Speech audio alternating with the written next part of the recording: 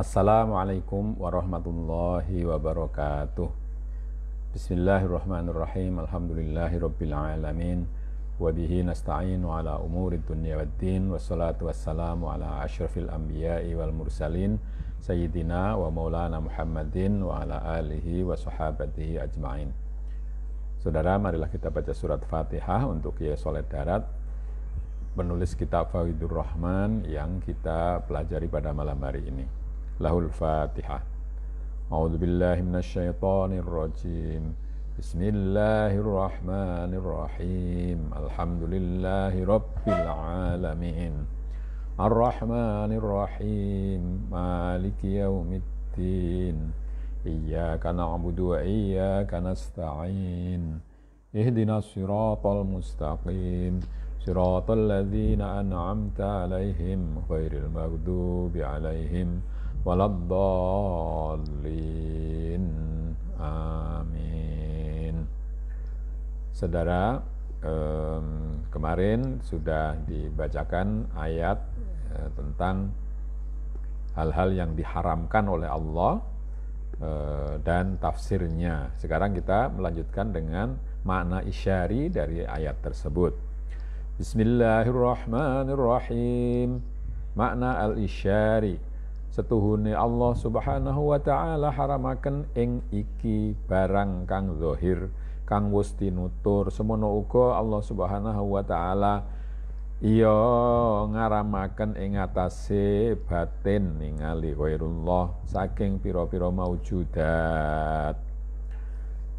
Sesungguhnya Allah telah mengharamkan barang-barang zahiriyah, barang-barang lahiriah yang sudah disebutkan di atas.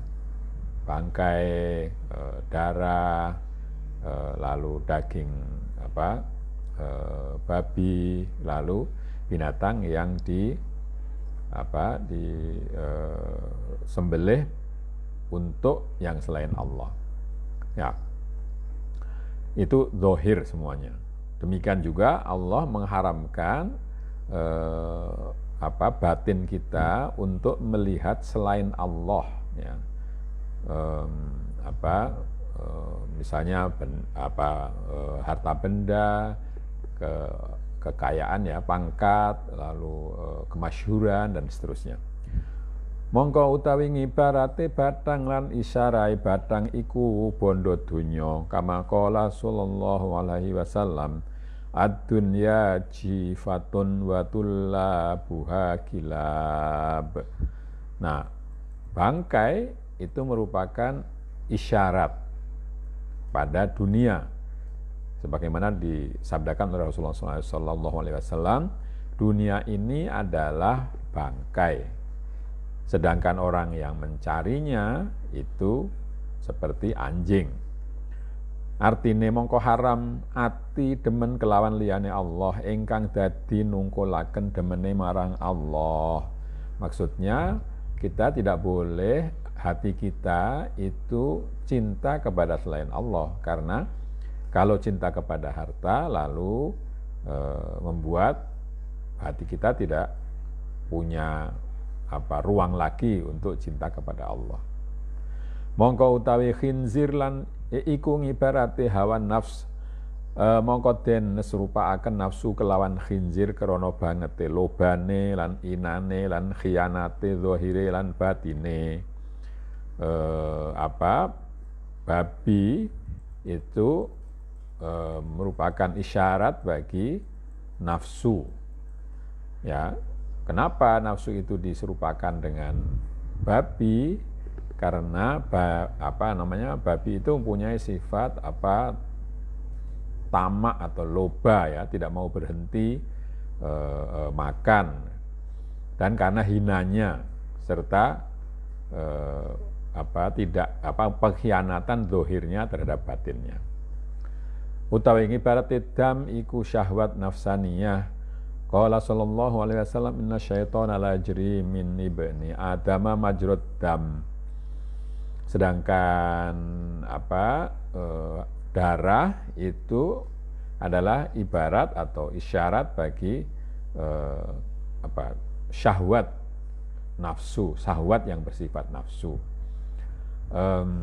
apa firman sabda Rasulullah SAW, sesungguhnya setan itu berjalan di dalam anak Adam, di dalam diri manusia itu melewati perjalanan darah. Lamun ora ana syahwat iku ing dalem dam panggonane, mongko yekti ora ana setan iku bisa tumeka marang anak Adam. Lan arah mengkono angendika Sayyidina Muhammad sallallahu alaihi wasallam, saddu majari syaitani bil ju', krana ju' iku dadi bisa mbuntoni dalane syahwat. Kalau tidak ada syahwat di dalam darah, maka kalau syahwat itu tidak ada di dalam, kalau tidak menempati darah, maka setan itu tidak bisa masuk ke dalam anak Adam. Karena itu Rasulullah SAW bersabda, tutuplah jalan-jalan setan itu dengan lapar, karena lapar itu bisa menutupi jalan syahwat. Ya. Mongko utawi ibarate wama uhilla li ghairillah iku endi-endi tongat badaniyah khairatul maliyah ingkang ora kelawan ikhlas lillahi fillahi, mongko iya haram. Krana ngamal riya utawa sum'ah ujub iku haram. Isyarat dari pernyataan Allah dan apa saja yang dipersembahkan kepada selain Allah, itu artinya setiap ketaatan badania dan kebaikan yang bersifat harta yang tidak disedekahkan dengan ikhlas atau yang tidak dijalankan dengan ikhlas karena Allah, maka itu juga haram. Karena perbuatan atau amal yang riya dilakukannya supaya dilihat orang, atau sum'ah, ya, kagum kepada kemasyhuran diri, ujub, ya, kagum kepada yang kita miliki, maka itu adalah haram. Jadi riya, sum'ah, ujub itu haram. Karena riya itu sum'ah, ujub itu menonjolkan diri sendiri, ya, untuk menampilkan atau menonjolkan diri sendiri, bukan ikhlas karena Allah. Jadi itu haram. Alhasilu karena amal riya utawa sum'ah ujub iku haram, ya. Jadi itu haram. Alhasilu moko haram ati demen kelawan donya lan demen kelawan hawa nafsu lan demen kelawan syahwat nafsaniyah lan demen kelawan ghairullah, kelawan riya sum'ah, ya. Jadi kesimpulannya haram bahwa hati kita itu mencintai karena dunia, cinta karena hawa nafsu, cinta karena syahwat biologis, dan cinta karena selain Allah, ya, yaitu dengan riya, sum'ah dan ujub tadi. Angin ora haram mutor melarati kalau krana hajate nafsaniyah utawa hajate syar'iyah krana netepi hukum wajibati syar'i. Sartane ora baghin tegese ora tamak ing dalem ngumpulaken donya lan ora muwadzabah ing atase riya ing dalem taat lan khairat. Lan ora adin tegese ora ngluwi oleh ngalap manfaat dunya, ora luweh qadra hajah balik bil qanaati sak kadar cukup lan sak kadar satrul aurati wal ju'a, ya. Tidak haram, ya, ada hal-hal yang bersifat terpaksa yang kalau kita tidak melakukan itu lalu kita ya, melarati, itu artinya kita terkena bahaya, ya, karena hajat nafsaniyah, karena kebutuhan-kebutuhan yang bersifat badaniyah atau nafsaniyah, atau hajat-hajat yang bersifat syar'iyah, seperti hukum wajib syara seperti karena menetapi kewajiban-kewajiban syara. Artinya kita boleh makan, minum, mencari harta dan seterusnya untuk menutupi kebutuhan badaniah kita agar kita bisa menjalankan kewajiban-kewajiban syara, ya, dengan syarat tidak melewati batas, tidak tamak, tidak bagh, tidak baghin itu artinya ya tidak bersifat melawan, ya, atau tidak tamak, tamak itu melebihi dari yang dibutuhkan, ya, ketika mengumpulkan dunia dan tidak terus-menerus pamer kepada orang lain di dalam ketaatan dan di dalam melakukan kebaikan. Dan juga tidak adin, ya, baghin dengan adin kan. Itu kalau baghin itu melawan kekuasaan yang ada, kalau adin itu melanggar, itu artinya adalah menyerang, ya, menyerang orang lain. Jadi kalau baghin itu katakanlah pemberontakan, kalau adin itu membuat madharat kepada orang lain. Maksudnya tidak melewati, tidak melebihi di dalam mendapatkan dunia itu tidak melebihi kadar kebutuhan, tetapi cukup dengan sekadar ya menutup aurat atau menghilangkan rasa lapar. Maka kemarin dikatakan bahwa makan dalam keadaan kenyang itu bisa haram. Kalau perut sudah penuh lalu masih makan lagi, itu haram karena tidak thayyibat itu gitu. Dan lan wajib ngelakoni ngamal ingkang wajib senajan kacampuran riya, lan ora wenang tinggal ngamal krana wedi riya, krana idharul ubudiyah iku wajib. Lalu ada orang yang mengatakan, bagaimana daripada riya, tidak usah beramal saja. Itu tidak boleh, karena kewajiban itu harus dilaksanakan. Meskipun ketika menjalankan kewajiban itu hati kita tercampur dengan rasa pamer, ya, itu tetapi tetap harus dijalankan. Ya, tidak boleh suatu perbuatan ditinggal karena takut riya atau karena karena kehambaan, ya. Itu harus dilakukan, diekspresikan bahwa kita ini hamba Allah, meskipun hati kita masih terkena riya, masih terkotori oleh riya, ya. Jadi ya untuk latihan hari ini mungkin riyanya 100%, ya, mungkin lalu besok dikurangi menjadi 90% dan seterusnya. Ya, jadi riya itu tidak membuat kita meninggalkan kewajiban, maksudnya begitu. Utawi kelakuan yang ulama Yahudi iku padha mekoleh saking kanca-kancane kabeh, mekoleh ing panganane lan rangsume saking wong ngawame. Lan ana Yahudi iku padha ngarep-arep yen ana nabi akhir zaman iku metuwa saking bangsane Bani Israel. Mongko tatkalane zahir Nabi Muhammad metu saking bangsa ngarep, mongko padha wedi lan padha kuwatir ulama Yahudi yen to ilang riyasae lan ilang sandang pangane saking kaume. Mongko dadi ulama Yahudi iku padha ngumpetaken ing sifatin Nabi Muhammad sallallahu alaihi wasallam. Nah, orang Yahudi, ulamanya orang Yahudi itu mendapatkan penghidupannya itu dari kawan-kawannya, artinya dari orang awamnya. Jadi ulamanya mendapat makanan, mendapat kebutuhan hidupnya itu dari dari ya orang awamnya yang bukan ulama.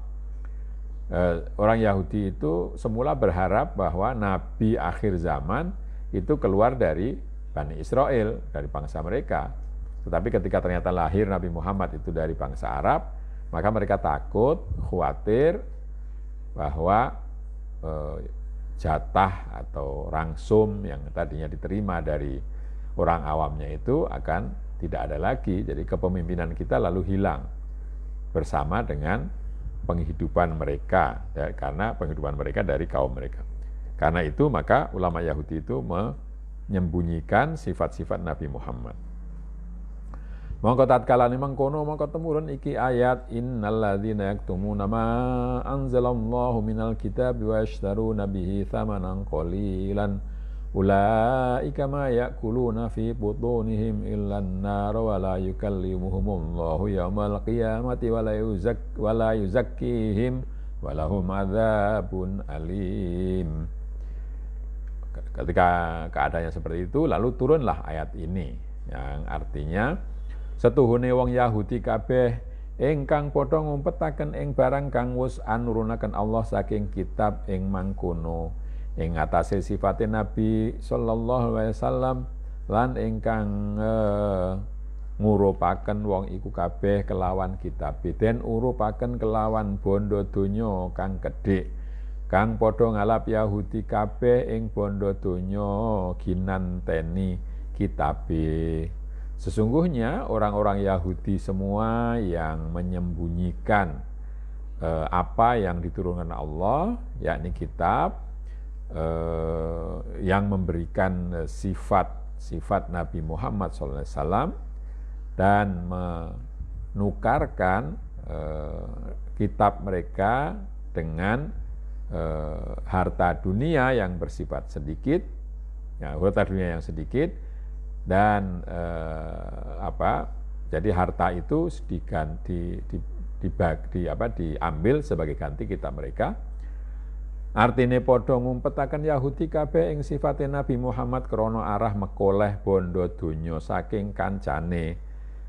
Artinya bahwa orang-orang Yahudi itu menyembunyikan sifat Nabi Muhammad karena atau supaya mendapatkan harta dunia dari sesama orang Yahudi.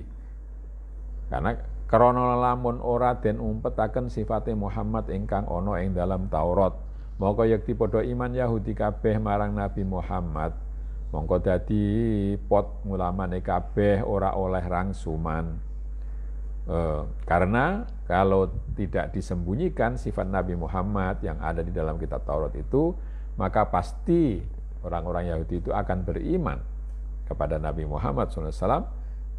Dan kalau mereka beriman kepada Nabi Muhammad, maka akan lepaslah apa yang selama ini diberikan kepada mereka, yaitu rangsum atau gaji mereka hilang. Jadi persoalannya bukan persoalan iman atau tidak ya, tapi persoalan di sini persoalan penghasilannya yang akan hilang. Utawi mengkono Yahudi iku ora padha mangan ing panganan angin mangan geni ing dalem wetenge wong iku kabeh lan ora andhawuhi ing wong iku kabeh sapa Allah besok ing dina kiamat krana arah bangete bendune ing atase wong iku kabeh lan ora bersihaken Allah ing wong iku kabeh saking dosa lan tetep ing atase wong iku kabeh siksa ingkang lara banget lan iya iku siksa neraka jahanam. Ya, ketika mereka memakan harta dengan cara menyembunyikan berita yang ada di dalam kitab mereka, itu sama dengan mereka itu makan api, ya, memasukkan api ke dalam perut mereka. Ya. Dan Allah nantinya di hari kiamat tidak akan mengajak bicara mereka, wala yukallimuhumullah, mereka tidak akan disapa oleh Allah nanti di hari kiamat, karena Allah sangat marah kepada mereka, sangat jengkel kepada mereka, dan Allah tidak akan membersihkan mereka itu dari dosa, sehingga orang tersebut akan mendapatkan siksa yang sangat menyakitkan, yaitu siksa neraka jahanam. Jadi sebetulnya bukan hanya berlaku bagi ulama Yahudi dalam kaitan dengan menyimpan atau menyembunyikan sifat-sifat Nabi Muhammad atau gambaran Nabi Muhammad, tapi siapa saja termasuk kita, kalau kita makan dari penghasilan yang haram, maka itu sama dengan memasukkan api ke dalam perut kita. Ya. Jadi kita sebagai muslim mesti hati-hati, mukmin sebagai mukmin muslim harus hati-hati dalam mencari penghasilan. Jangan sampai penghasilan yang kita dapat itu tercemari oleh dosa, oleh kesalahan, sehingga menjadi api di dalam perut kita. Makna al-isyari, satuhune iki ayat aweh isyarat maring kelakuane ulama usuk al-mudahinin, tegese ngules-ngules dohire kelawan cara ahli ilmi batin demen dunya. Iku ulama kelakuane padha angumetaken ing pira-pira ma anzalallah saking mawaidil Quran lan pira-pira mawaid, den umpetaken marang wong ahli zulmil fusak, lan padha tinggal amar ma'ruf lan nahi anil mungkar, lan padha nuruti syahwate, lan padha maes-maesi donyane. Sesungguhnya ayat ini memberikan isyarat mengenai kelakuan orang yang disebut dengan ulama su, ya, ulama yang mengajarkan keburukan, mungkin begitu, yang melaksanakan keburukan, yaitu al-mudahinin, yakni yang mudahinin itu yang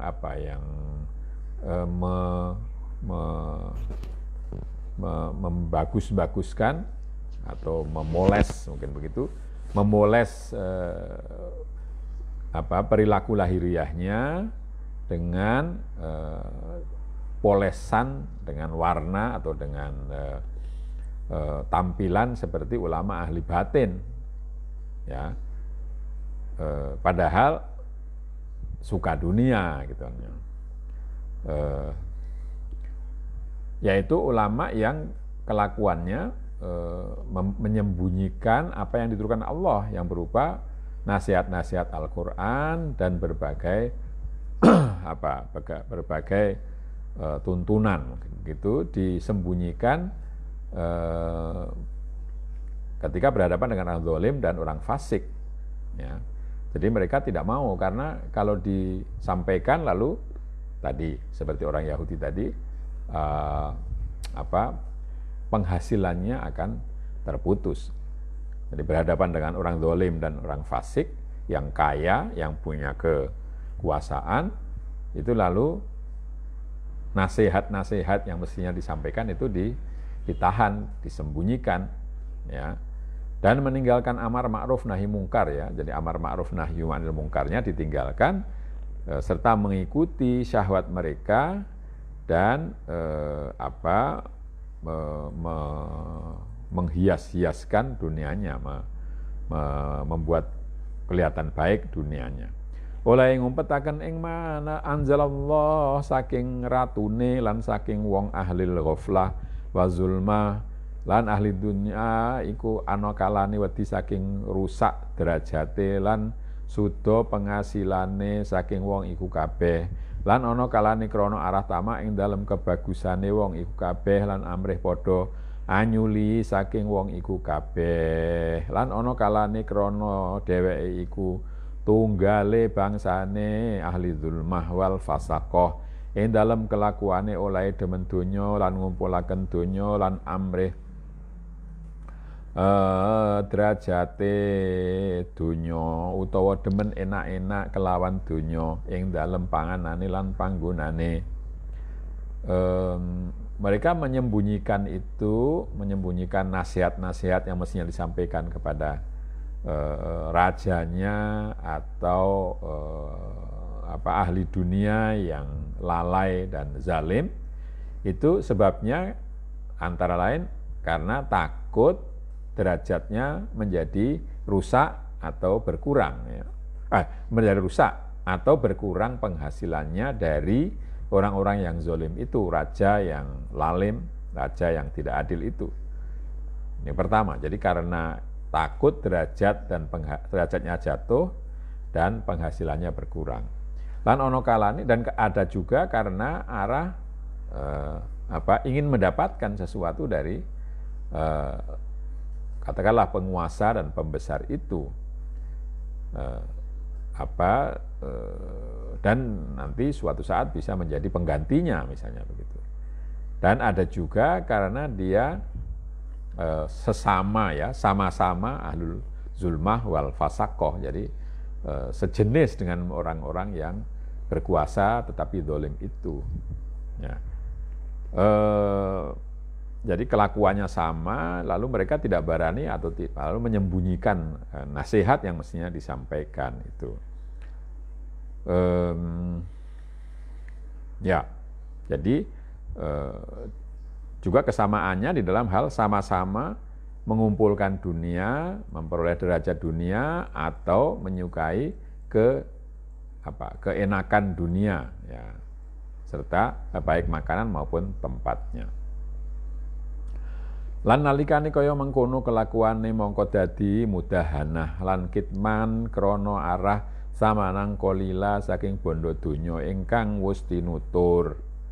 Jadi karena keadaannya demikian, tadi takut kehilangan derajat atau kekurangan penghasilan, atau karena sama-sama dari sama-sama pengumpul dunia, atau sama-sama ahli zalim dan fasik,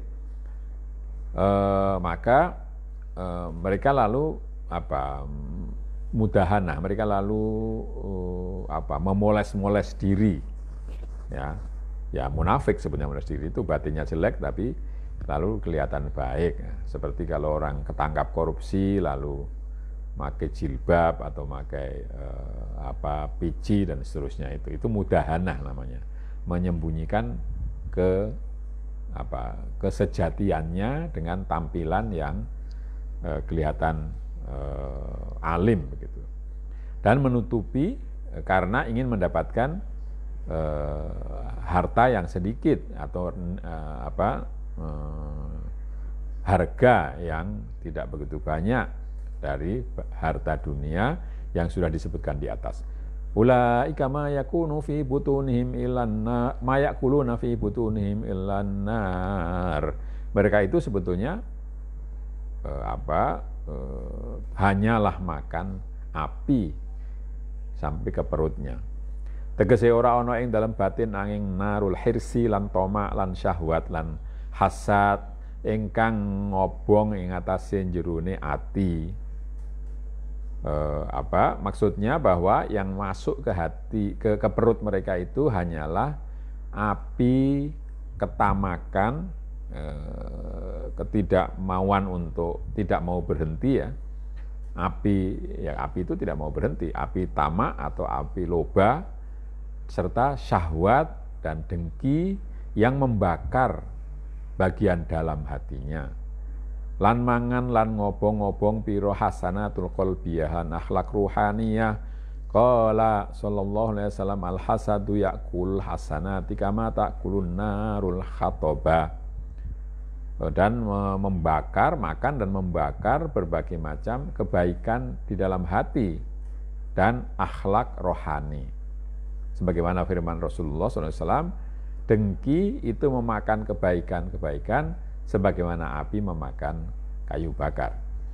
Mongko den takbiraken barang kang ngrusakaken tongat kelawan den namani nar, balik iki geni luweh ngrusak tinimbang genine zahir. Maka lalu dinyatakanlah, diungkapkanlah semua hal yang merusakkan ketaatan itu dengan nama api. Bahkan api ini lebih merusak daripada api zahiriyah. Mongko endi-endi ngamal pangucap penggawe ingkang ora petuk kelawan anggeran syarak iku mongko saking cipratane neraka sangir lan dadi hasil ing dalem ati panase geni. Ya. Karena itu setiap perbuatan atau pengucapan yang tidak cocok dengan peraturan syara, maka itu termasuk cipratan, termasuk percikan mungkin begitu dari neraka sair, sehingga di dalam hati itu terjadi pembakaran api ya, panasnya api itu ada di dalam batin, di dalam hati. Mongko endi-endi ngamal pangucap penggawe ingkang petuk kelawan syarak iku mongko saking nurul mahabbah fillah. Mongko dadi hasil ing dalam ati demen taatullah lan sengit sukhtullah. Mongko kaya-kaya yakin wong iku kabeh mangan geni. Mongko melamun ora ngerti ora paham mongko wajib iman yen mangan geni. Wallahu a'lam bimuradi kalamillah. Sebaliknya perbuatan amaliyah, ucapan dan perbuatan yang cocok dengan syarak itu adalah dari cahaya kecintaan kepada Allah, kecintaan di dalam Allah. Maka di dalam hati lalu timbul kecintaan kepada kepatuhan kepada Allah dan benci kepada yang maksiat kepada Allah. Maka seakan-akan yakinlah orang itu semua makan api. Maka kalau tidak tahu dan tidak paham, wajib iman bahwa ya kita ini makan api saja. Demikianlah wallahu a'lam. Ya, jadi intinya adalah bahwa kalau yang kita konsumsi itu barang yang tidak halal, tidak baik, tidak semestinya, maka yang kita dapat adalah hati semakin panas dan menjauh atau menjadi jauh dari ketaatan kepada Allah. Tapi sebaliknya kalau halal, insya Allah lalu kita lebih cinta kepada Allah. Demikianlah untuk kali ini, marilah kita akhiri dengan baca hamdalah. Alhamdulillahirabbil alamin. Kurang lebihnya minta maaf. Akhirul kalam. Wassalamualaikum warahmatullahi wabarakatuh.